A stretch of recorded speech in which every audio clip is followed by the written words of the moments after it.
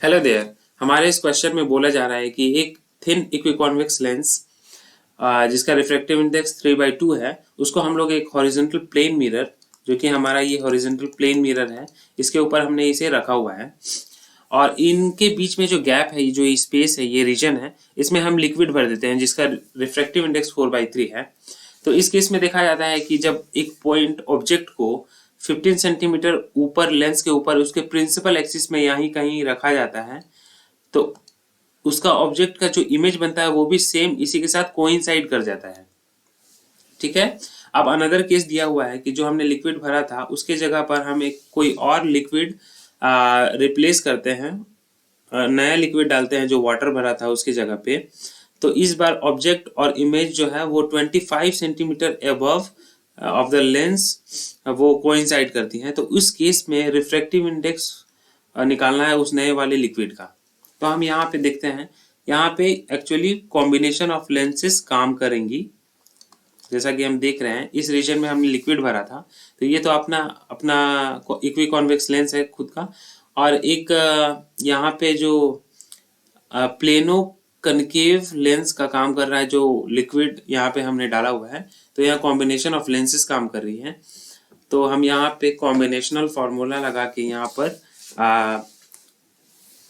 Focal length निकालेंगे। तो सबसे पहले हम देखते हैं, एक तो ये हो जा रहा है जो लेंस है, और दूसरा ये है प्लेनो कनकेव लेंस का काम कर रहा है जो लिक्विड का जो हमने डाला हुआ है। तो कन्वेक्स लेंस के लिए हम यहाँ पे देख रहे हैं कि ये इक्वी कॉन्वेक्स लेंस है, यानी रेडियस ऑफ कर्वेचर दोनों का आर आर होगा, लेकिन साइन कन्वेंशन के कारण ऑपोजिट होगा। अगर ऑब्जेक्ट यहाँ ले रहे हैं तो इस सरफेस के लिए वो रिफ्रैक्टिव वो रेडियस ऑफ कर्वेचर जो होगा वो होगा +r, इसके लिए होगा -r। ठीक है। तो अगर हम इसका कन्वेक्स के लिए अगर हम निकाल रहे हैं और हम सपोज करते हैं इसका फोकल लेंथ f1 है, तो according to formula 1/f1 equal to mu -1 और 1/r1, तो r1 की जगह हमने r लिया, ये फर्स्ट सरफेस का, -1/r2, r2 की जगह -r लेंगे यहाँ सेकेंड सरफेस के लिए। और इसे हम सॉल्व करेंगे तो वो होगा 1/f1 इक्वल टू म्यू की वैल्यू हमें 3/2 गिवन है, तो 3/2 -1 इंटू ये 2 टाइम्स 2/r हो जाएगा। ठीक है। अब इसको हम फर्दर सॉल्व कर रहे हैं तो 1/f1 इक्वल टू क्या मिल रहा है हमें, हाफ इंटू 2/r। तो यहाँ से हमें f1 की वैल्यू सीधे सीधे r आ जाती है।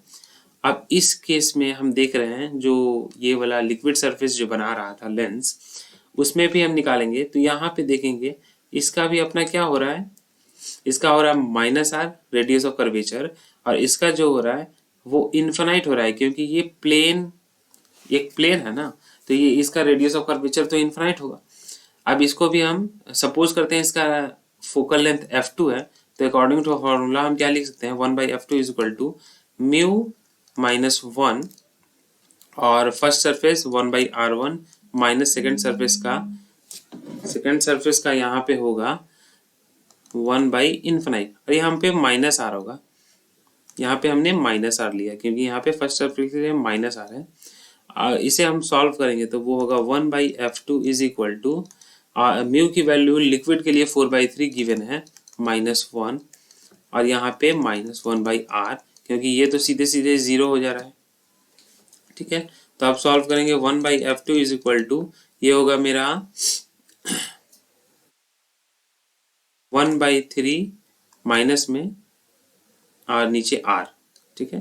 तो इसे फर्दर सॉल्व सिंप्लीफाई करेंगे तो f2 इक्वल टू -3r हो जा रहा है यहाँ पे। अब ये कॉम्बिनेशन ऑफ लेंस का जो काम कर रहा है उसका focal length, combined focal length कितना होगा, अगर उसको हम कैपिटल F सब्सक्रिप्ट C से डिनोट कर रहे हैं तो 1/FC इज इक्वल टू होता है 1/f1 प्लस 1/f2। ये कॉम्बिनेशन के लिए काम कर रहा है, कॉम्बिनेशन के लिए है। तो 1/FC is equal to 1/f1 कितना है, r प्लस 1/f2 क्या है, -3r, तो यहाँ अल्टीमेटली माइनस आएगा 3r। अब यहाँ इसे सॉल्व करेंगे तो ये आएगा मेरा 2/r 3r। तो इसको हम सिंप्लीफाई कर देंगे तो F C is equal to 3/2 r आ जाएगा। और f की वैल्यू हमें कितना गिवन है, यहाँ पे समझने वाली बात है। यहाँ बोला जा रहा है कि जब लिक्विड यहाँ रखा हुआ था तो 15 सेंटीमीटर पे कोइंसाइड कर रहा था। तो कोइंसाइड करने के लिए या तो ये परपेंडिकुलरली आएगा, फिर परपेंडिकुलर जाएगा, या फिर रेज अगर यहाँ आ रही है ऐसे करके तो ये फिर लेंस से होते हुए इस सरफेस में जाके परपेंडिकुलर आए रिफ्लेक्ट हो, तभी यहाँ पर कोइंसाइड करेंगे। यानी रेज जो है पैरेलली आ रही हैं इस सरफेस पे, प्लेन के सरफेस पे, तो वो फोकल पे जाके मिलती है, कोइंसाइड करती हैं। तो फोकल लेंथ भी इसका सेम होगा, 15 ही होगा, क्योंकि 15 में कोइंसाइड कर रहा था। Is equal to 3/2 r। तो यहाँ से r का वैल्यू हम निकाल सकते हैं। r is equal to 30/3 which is equal to 10 centimetre. अब यहाँ पे हम देख रहे हैं कि जो नया लिक्विड रिप्लेस कर रहा है वाटर को, तो उस केस में 25 सेंटीमीटर पे कोइंसाइड कर रही है। यानी जो कॉम्बिनेशनल फोकल लेंथ यहाँ पे अगेन गिवन है 25, उसको हम एफ डेस मान ले रहे हैं, वो 25 सेंटीमीटर है। और इसका तो अपना F1 का वैल्यू तो फिक्स है, वो कितना आया था हमारा F1 10 सेंटीमीटर, R इक्वल था 10 सेंटीमीटर का 10। अब F2, अब जो नया वाला लिक्विड है उसका F2 डैश अगर हम मान रहे हैं तो हमें कॉम्बिनेशन का फॉर्मूला पता है 1/f dash is equal to 1/f1 plus 1/f2 dash. ठीक है, तो यहाँ से वैल्यू पुट करेंगे तो 1/25 is equal to 1/10 plus 1/f2 dash. अब इसे सिंप्लीफाई करेंगे तो 1/f2 dash is equal to 1/25 minus 1/10। तो इसको सॉल्व करेंगे तो मेरा F2 डैश आता है -50/3 सेंटीमीटर। अब अगेन हम इस वाले फॉर्मूला को यूज करेंगे, ये वाला जो फॉर्मूला है हमारा, तो यहाँ से लिख सकते हैं 1/f2 dash is equal to, और नया वाला जो लिक्विड हमने डाला है उसको हम मान के चलते हैं μ2 है उसका, तो μ2 -1 और यहाँ पे -1/r। ठीक है, तो इसको हम पुट करते हैं यहाँ पे वैल्यू, तो 1/f2 डैश यानी कि -3/50 इज इक्वल टू μ2 हमें फाइंड करना है -1 इंटू 1/10 जो यहाँ आया हुआ है।